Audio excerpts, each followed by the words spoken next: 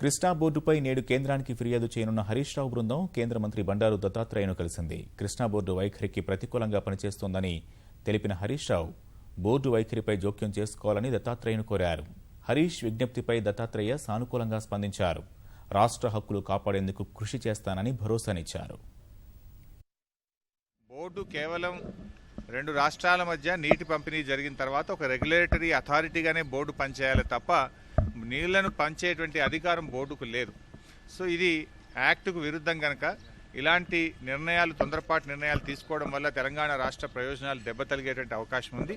మన బండారు దత్తాత్రేయ గారు మన రాష్ట్రం నుంచి కేంద్రంలో ఉన్నటువంటి సీనియర్ నాయకులు, సో వారి దృష్టికి తీసుకొచ్చి మరి గౌరవ ఉమాభారతి గారితో కూడా మాట్లాడి మన రాష్ట్ర ప్రయోజనాలను, హక్కులను కాపాడే విధంగా వారి సహకారాన్ని కోరుతూ వారిని ఈరోజు మేము కలవడం జరిగింది.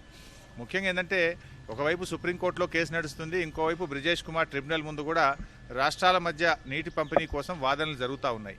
ఇది రెండు రాష్ట్రాల మధ్య పంచాలన్నా, 4 రాష్ట్రాల మధ్య పంచాలనేటువంటి వాదనలు ఒకవైపు జరుగుతూ ఉంటే నిర్ణయం జరగకుండానే ఏకపక్షంగా బోర్డు పరిధిలోకి ప్రాజెక్టులు తీసుకుపోవడం అనేది తెలంగాణ రాష్ట్ర ప్రయోజనాలకు గొడ్డలు పెట్టలాంటిది.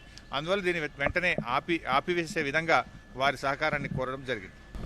కృష్ణా వాటర్ బోర్డ్ పార్లమెంట్లో చేసినటువంటి చట్టం అవుతుందో ఆ చట్ట ప్రకారంగా ముందు నీటి యొక్క ఉన్నటువంటి ఒక విభజన సక్రమైనటువంటి ఒక పద్ధతిలో జరిగిన తర్వాత కృష్ణా బోర్డు అనేటువంటిది అప్పుడు ఏ రకమైనటువంటి ఒక నీళ్లు ఎంత వాటా కేటాయించబడింది దాన్ని సరైన విధంగా వివాదాస్పదం లేకుండా సరైన విధంగా అమలు చేయాల్సినటువంటి బాధ్యత కృష్ణా బోర్డు మీద ఉన్నది.